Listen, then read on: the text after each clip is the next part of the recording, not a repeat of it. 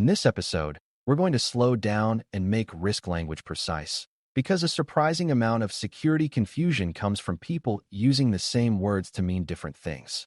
Beginners often hear terms like risk, threat, vulnerability, and impact used interchangeably, and that creates misunderstandings that lead to bad decisions.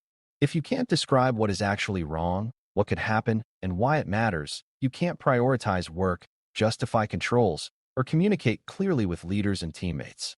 Precise language is not about sounding smart. It's about making sure everyone is talking about the same problem. Risk is not the same as a vulnerability, and a threat is not the same as an incident, and consequences are not the same as technical severity scores. When you separate these concepts cleanly, you can think more clearly about prevention, detection, and response. The goal today is to give you a usable vocabulary that helps you describe security situations accurately, connect technical findings to real outcomes, and avoid the common beginner trap of treating every scary-sounding issue as equally urgent. Let's start with risk, because it is the umbrella term that other concepts fit under. Risk is the possibility of an unwanted outcome, usually described in terms of likelihood and impact. In security, the unwanted outcome might be data theft, service disruption, fraud, safety harm, or reputational damage. But the key is that risk always refers to an outcome, not just a condition. A vulnerability is a condition, like a software flaw, but risk is the chance that flaw leads to harm in your environment. This matters because the same vulnerability can represent different risk in different contexts. A vulnerable service exposed to the internet creates higher risk than the same vulnerable service behind multiple access controls in a segmented environment. Beginners often treat risk as a synonym for something bad, but risk is more like a probability-weighted concern that helps you decide what to handle first. When you think in terms of risk, you naturally ask two questions. How likely is this to lead to harm here? And how bad would it be if it did? Threat is another word that people use loosely, and it becomes clearer when you treat it as the source of potential harm. A threat can be an attacker, a natural event, a system failure, or even a careless user action, depending on what you are analyzing. In cybersecurity, threat often refers to adversaries and the actions they might take, but it can also include non-malicious events like outages and misconfigurations that cause harm. The key is that a threat is not the weakness itself. It is the actor or event that could exploit the weakness or trigger failure.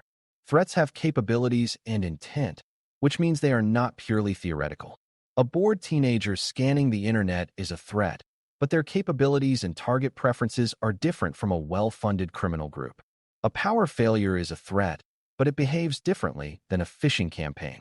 Beginners can improve quickly by learning to ask, who or what is the threat here, and what are they realistically able and motivated to do?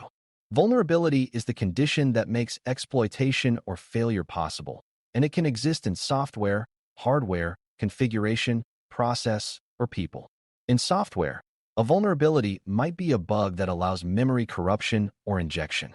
In configuration, it might be overly permissive access or an exposed administrative interface. In process, it might be lack of review, lack of patching discipline, or unclear ownership.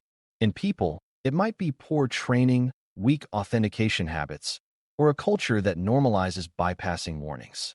Beginners often think vulnerability means a specific technical flaw with a vulnerability identifier, but the broader definition is any weakness that makes harm more likely. Vulnerabilities are important because they are often fixable or reducible, meaning they are levers defenders can pull. But vulnerability alone does not tell you what will happen or how urgent it is.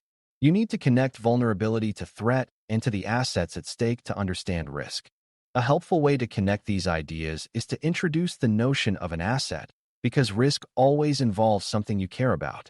An asset might be customer data, intellectual property, authentication systems, critical services, or even trust in your brand.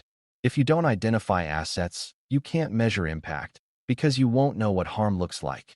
Assets also have value and sensitivity, which means not all assets deserve the same protections. This is why classification and prioritization exist, and why security teams talk about critical systems versus low-impact systems.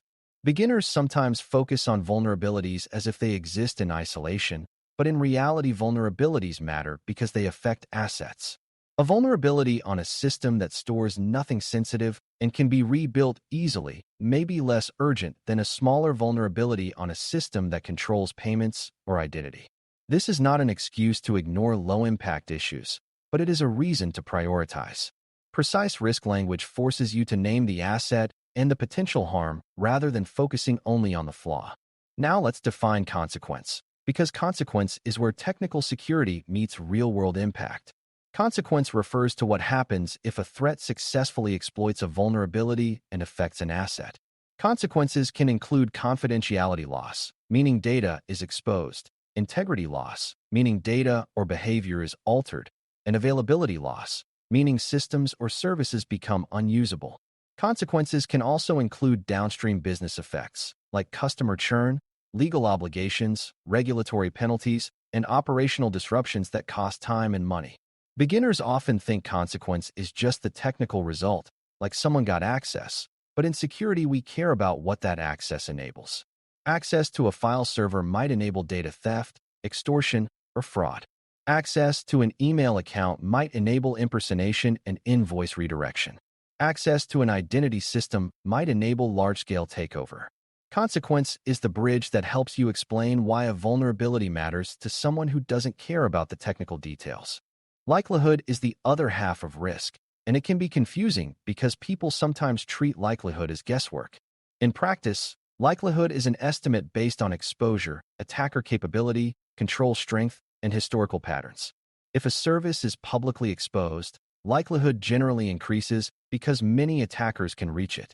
If exploit techniques are widely available, likelihood increases because the barrier to attempt is lower.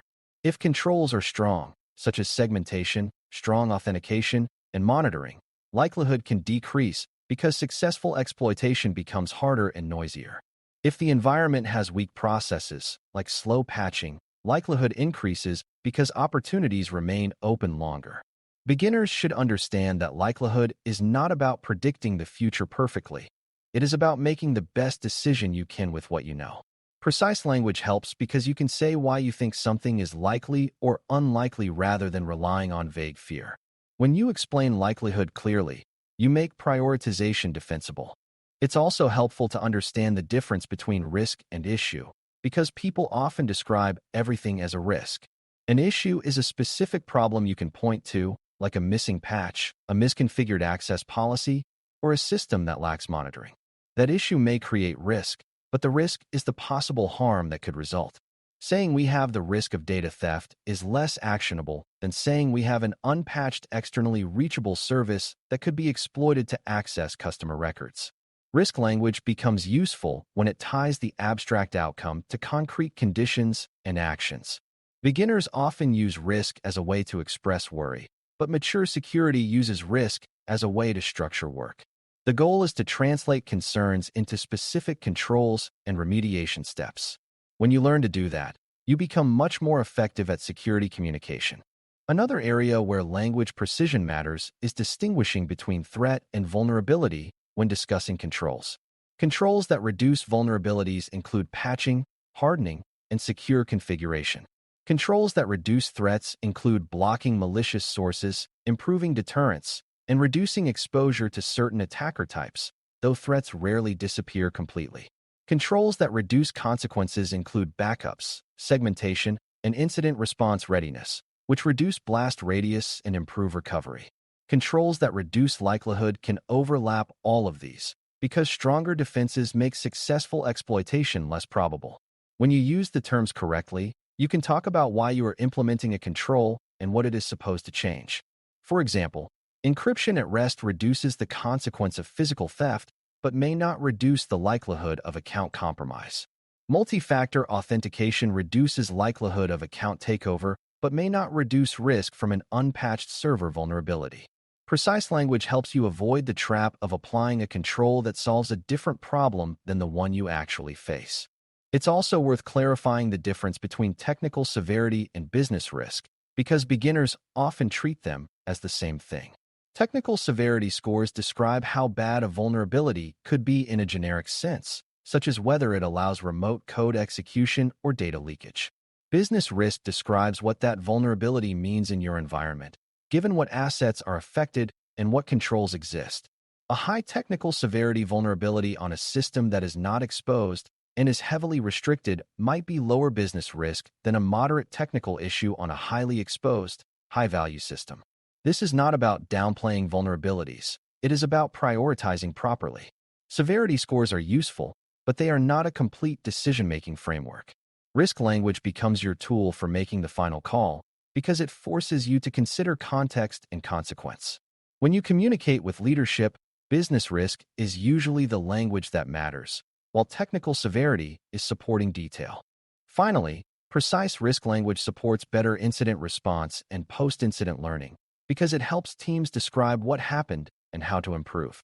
If you can say, the threat was credential phishing, the vulnerability was weak authentication and poor training, the asset was customer data access, and the consequence was unauthorized disclosure, then you can propose controls that directly address each piece.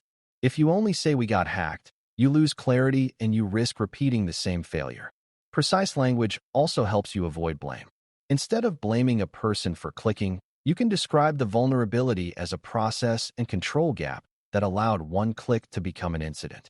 This leads to constructive improvements, like better authentication, safer workflows, and clearer detection.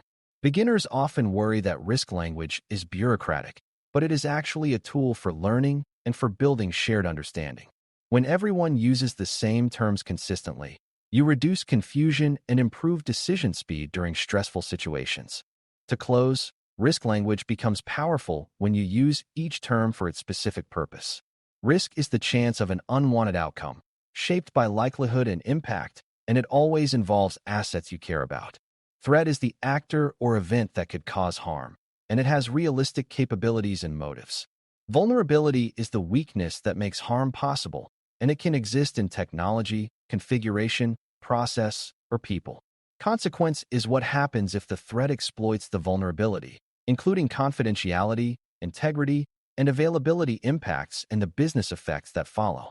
Precise language helps you prioritize work, choose controls that actually reduce the risk you face, and communicate clearly across technical and non-technical audiences. If you can describe security situations in this structured way, you will make better decisions, avoid common misunderstandings, and become far more effective at preventing and responding to real-world security problems. Thanks for listening. For more audio courses, daily newsletters, and more, please visit baremetalcyber.com.